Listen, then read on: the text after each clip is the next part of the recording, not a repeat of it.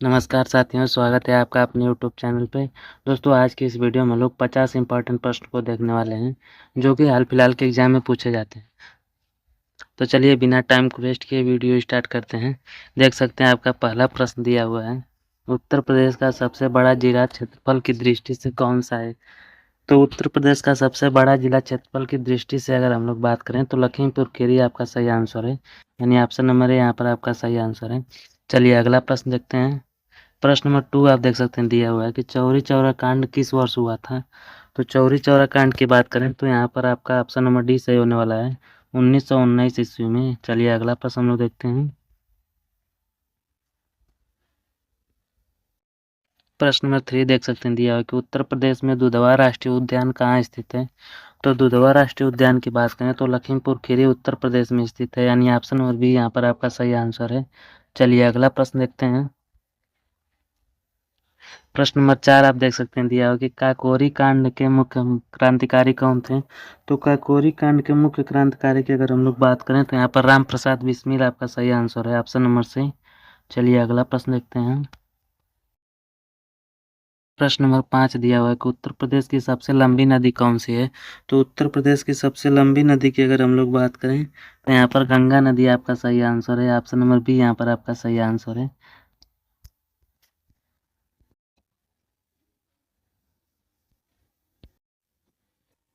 चलिए अगला प्रश्न देखते हैं। प्रश्न नंबर 6 आप देख सकते हैं दिया हुआ है कि बड़ा इमामबाड़ा कहाँ स्थित है? तो बड़ा इमामबाड़ा की अगर हम लोग बात करें तो लखनऊ में स्थित है, यानी यहाँ पर आपका ऑप्शन नंबर सी सही होने वाला है। चलिए अगला प्रश्न देखते हैं। अगर आपको कितने भी प्रश्नों का आंसर पता है तो कमेंट बॉक्स में कमेंट जरूर करिएगा। चलिए प्रश्न नंबर 7 दिया हुआ है कि उत्तर प्रदेश का राजकीय पशु कौन है? तो उत्तर प्रदेश के अगर राजकीय पशु की हम लोग बात करें तो बारहसिंगा है, यानी ऑप्शन नंबर बी यहाँ पर आपका सही आंसर है। चलिए अगला प्रश्न देखते हैं। प्रश्न नंबर 8 आप देख सकते हैं दिया हुआ है कि झांसी की रानी का वास्तविक नाम क्या था? तो झांसी की रानी का अगर हम लोग वास्तविक नाम की बात करें तो वो लक्ष्मीबाई था, यानी ऑप्शन नंबर है यहाँ पर आपका सही आंसर है। चलिए अगला प्रश्न देखते हैं। प्रश्न नंबर 9 आप देख सकते हैं दिया है कि उत्तर प्रदेश का सबसे बड़ा शहर जनसंख्या की दृष्टि से कौन सा है? तो जनसंख्या की दृष्टि से सबसे बड़ा शहर की बात करें तो लखनऊ है, यानी ऑप्शन नंबर है यहाँ पर आपका सही आंसर है। चलिए अगला प्रश्न देखते हैं। प्रश्न नंबर 10 दिया है कि अल्फ्रेड पार्क का वर्तमान नाम क्या है? तो अल्फ्रेड पार्क का वर्तमान नाम की बात करें तो चंद्रशेखर आजाद पार्क है, यानी यहाँ पर आपका ऑप्शन नंबर सी सही होने वाला है। चलिए अगला प्रश्न देखते हैं। प्रश्न नंबर 11 आप देख सकते हैं दिया हुआ है कि उत्तर प्रदेश में सर्वाधिक गन्ना उत्पादन किस जिले में होता है? तो उत्तर प्रदेश में सर्वाधिक गन्ना उत्पादन की अगर हम लोग बात करें तो मुजफ्फरनगर में होता है, यानी ऑप्शन नंबर बी यहाँ पर आपका सही आंसर है। चलिए अगला प्रश्न देखते हैं। प्रश्न नंबर 12 दिया हुआ है कि सारनाथ किस जिले में स्थित है? तो अगर हम लोग सारनाथ की बात करें तो वाराणसी जिले में स्थित है, यानी ऑप्शन नंबर बी आपका यहाँ पर सही आंसर है। चलिए अगला प्रश्न देखते हैं। प्रश्न नंबर 13 दिया हुआ है कि उत्तर प्रदेश का उच्च न्यायालय कहाँ स्थित है? तो उत्तर प्रदेश के उच्च न्यायालय की अगर हम लोग बात करें तो आपका उत्तर प्रदेश का उच्च न्यायालय जो स्थित है वो प्रयागराज में स्थित है, यानी ऑप्शन नंबर सी यहाँ पर आपका सही आंसर है।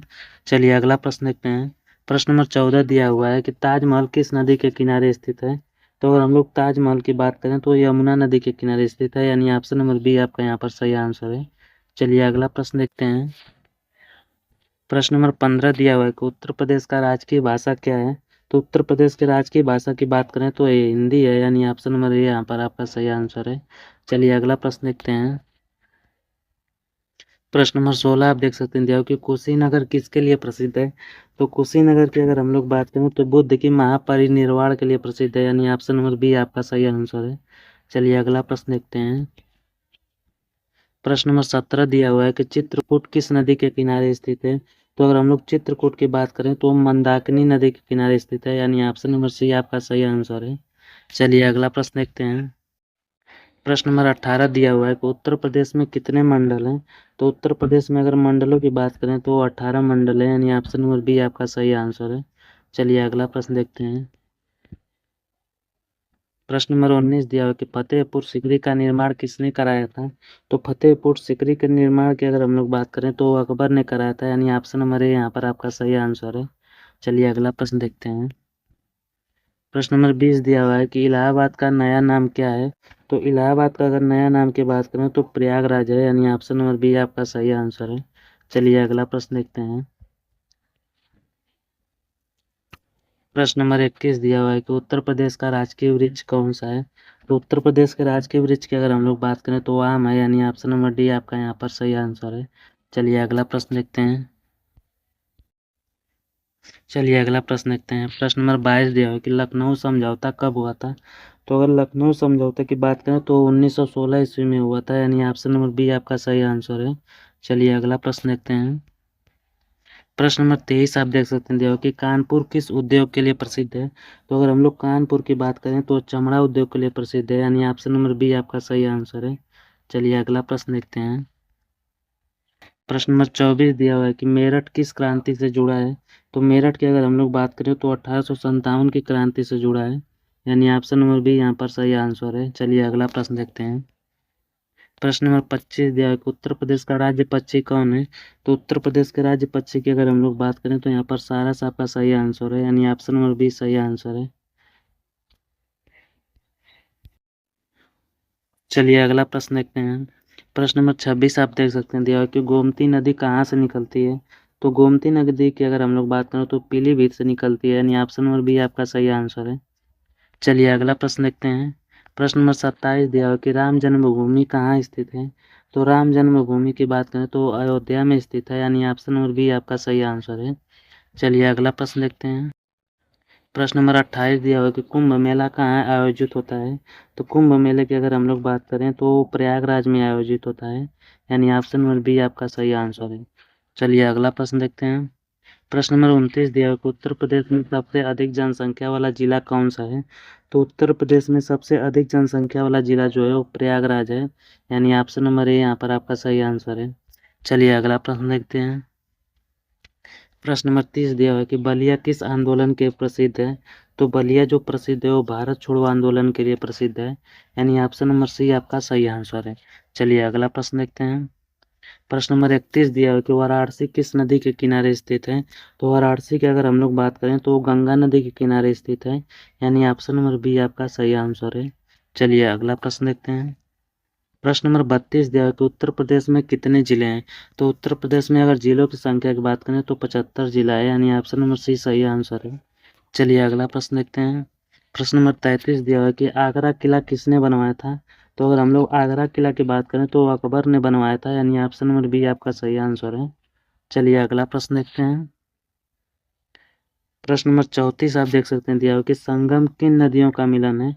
तो अगर हम लोग संगम की बात करें तो संगम जो है गंगा यमुना और सरस्वती नदियों का मिलन है, यानी ऑप्शन नंबर बी आपका सही आंसर है। चलिए अगला प्रश्न देखते हैं। प्रश्न नंबर 35 दिया हुआ है कि उत्तर प्रदेश का राज्य फूल कौन सा है। तो उत्तर प्रदेश के राज्य फूल की अगर हम लोग बात करें तो कमल है, यानी ऑप्शन नंबर बी आपका सही आंसर है। चलिए अगला प्रश्न देखते हैं। प्रश्न नंबर 36 आप देख सकते हैं दिया हुआ है कि देवबंद किसके लिए प्रसिद्ध है। तो अगर हम लोग देवबंद की बात करें तो धर्म के लिए प्रसिद्ध है, यानी ऑप्शन नंबर बी आपका सही आंसर है। चलिए अगला प्रश्न देखते हैं। प्रश्न नंबर 37 दिया हुआ है कि मथुरा किसके जन्म स्थान के लिए के रूप में प्रसिद्ध है। तो अगर हम लोग मथुरा की बात करें तो कृष्ण के जन्म स्थान के लिए प्रसिद्ध है, यानी ऑप्शन नंबर बी आपका सही आंसर है। चलिए अगला प्रश्न देखते हैं। प्रश्न नंबर 38 दिया हुआ है कि अयोध्या किस नदी के किनारे स्थित है। तो अगर हम लोग अयोध्या की बात करें तो सरयू नदी के किनारे स्थित है, यानी ऑप्शन नंबर बी आपका सही आंसर है। चलिए अगला प्रश्न देखते हैं। प्रश्न नंबर 39 दिया हुआ है कि झांसी किस क्षेत्र में स्थित है। तो अगर हम लोग झांसी की बात करें तो बुंदेलखंड क्षेत्र में स्थित है, यानी ऑप्शन नंबर बी आपका सही आंसर है। चलिए अगला प्रश्न देखते हैं। प्रश्न नंबर 40 दिया हुआ है कि उत्तर प्रदेश का पहला मुख्यमंत्री कौन था। तो उत्तर प्रदेश के पहले मुख्यमंत्री की बात करें तो गोविंद बल्लभ पंत थे, यानी ऑप्शन नंबर ए यहाँ पर आपका सही आंसर है। चलिए अगला प्रश्न देखते हैं। प्रश्न नंबर 41 दिया हुआ है कि नोएडा किस जिले में स्थित है। तो अगर हम लोग नोएडा की बात करें तो गौतम बुद्ध नगर में स्थित है, यानी ऑप्शन नंबर बी आपका सही आंसर है। चलिए अगला प्रश्न देखते हैं। प्रश्न नंबर 42 दिया हुआ है कि गोरखपुर किसके लिए प्रसिद्ध है। तो अगर हम लोग गोरखपुर की बात करें तो गोरखनाथ मंदिर के लिए प्रसिद्ध है, यानी ऑप्शन नंबर बी आपका सही आंसर है। चलिए अगला प्रश्न देखते हैं। प्रश्न नंबर 43 दिया हुआ है कि पीलीभीत टाइगर रिजर्व कहाँ स्थित है।